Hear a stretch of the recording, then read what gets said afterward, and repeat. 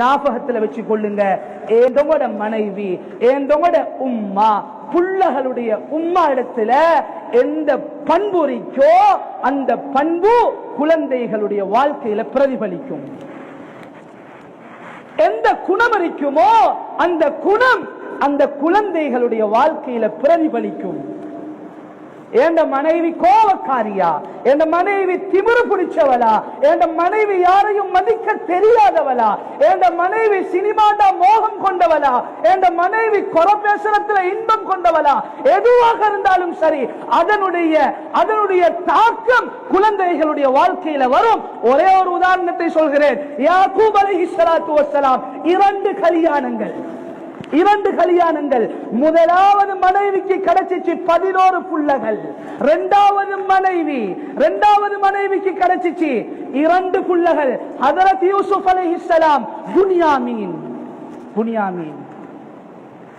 அன்பானவர்களே, அந்த முதலாவது மனைவிக்கு கிடைச்ச 11 புள்ளகளும் இந்த யூசுப் அலைஹிஸ்ஸலாத்தை கொல்லணும், இல்லாமலாக்கணும். குடும்பம் விரும்பிச்சு, ஊர் விரும்பிச்சு, வாப்பா விரும்பின புள்ள, இந்த புள்ளைய கொல்லணும் கங்கணம் கட்டினார்கள். அன்பானவர்களே, பெரியவர்களே, சகோதரர்களே, தப்சீர்கள் எழுதியிருக்கிறாங்க. ஏன் அந்த குழந்தைகள் அந்த அளவுக்கு மாறினார்கள்? ஏன் யூசுப் அலைஹிஸ்ஸலாம் மன்னிக்கும் குணமுள்ளவர்களாக அரச சபையிலே இருந்த பொழுதும் இந்த குணத்துக்கு ஆளானார்கள்? உலமாக்கள் எழுதுறாங்க, முதல் மனைவி அந்த 11 பிள்ளைகளுடைய தாய் கொஞ்சம் கோவக்காரி.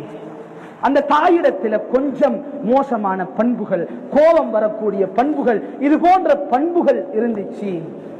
இரண்டாவது மனைவிக்கு குழந்தை யூசுப் அலைஹிஸ்ஸலாத்துடைய உம்மா மிகவும் இரக்க சுபாவம் உள்ளவள், விட்டு கொடுக்கும் தன்மையுள்ளவள், மன்னிக்கும் தன்மையுள்ளவள். அவளோ பழி வாங்கினது இவங்க தான் தெரிஞ்சும் அரச சபையிலே வைத்து சகோதரர்களை மன்னித்தார்கள். எதை உணர்த்தது?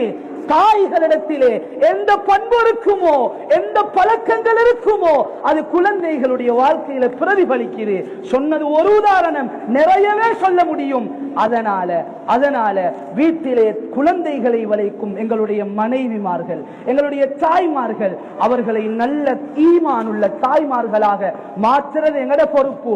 ஏனென்றா இந்த பிள்ளையின் மூலம் என் கண்ணுக்கு ஒரு குளிர்ச்சி வேணுமாக இருந்தா, இந்த பிள்ளையின் மூலம் எனக்கு ஒரு சந்தோஷம் வேணுமாக இருந்தா, இந்த புள்ள ஒரு ஈமானுள்ள புள்ளையாக இந்த பூமியிலே நடமாட வேண்டுமாக இருந்தால் முதலாவது தெரிவு செய்ய வேண்டிய இடம் அந்த மனைவியை தெரிவு செய்யக்கூடிய நேரத்தில் ஈமானுள்ள தாயாண்டு தெரிவு செய்யணும்.